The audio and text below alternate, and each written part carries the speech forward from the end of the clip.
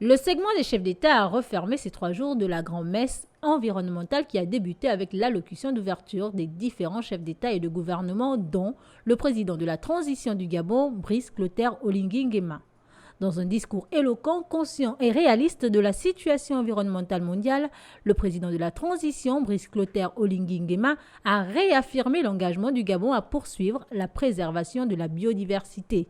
Depuis des décennies, le Gabon a fait de ces enjeux environnementaux la priorité de son agenda diplomatique en s'inscrivant dans une dynamique de préservation du patrimoine naturel, de prospérité économique et du bien-être social, qui sont les 3 piliers du développement durable. Dans cette perspective, le Gabon a sanctuarisé près de 1/3 de son territoire national sous forme d'aires aménagées, dont 11% des parcs nationaux.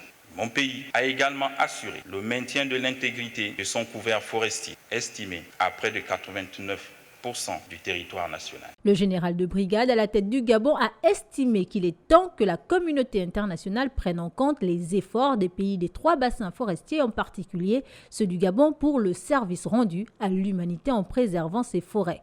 Conscient de la valeur inestimable des services que ces forêts rendent à ces populations et à l'ensemble de l'humanité, le Gabon estime que l'heure est arrivée à la communauté internationale de soutenir en retour ces efforts. Cette attente légitime doit évidemment s'étendre à l'ensemble des pays des 3 bassins forestiers du Congo, d'Amazonie et du Bornéo-Mékong, qui abritent les réserves vitales de carbone et de biodiversité de la planète. Avec la main sur la poitrine et un ton patriotique, Brice Clotaire Oligui Nguema a saisi la tribune qui lui a été donnée pour revenir sur les événements que le Gabon a connus le 30 août dernier.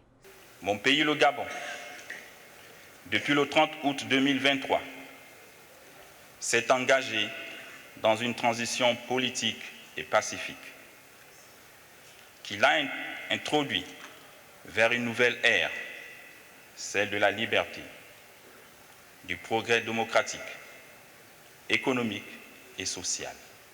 Je réaffirme que cette marche vers la félicité que mon pays, le Gabon, a entamée le 30 août 2023 se manifeste aussi à travers le renforcement de sa participation active à la protection de la planète.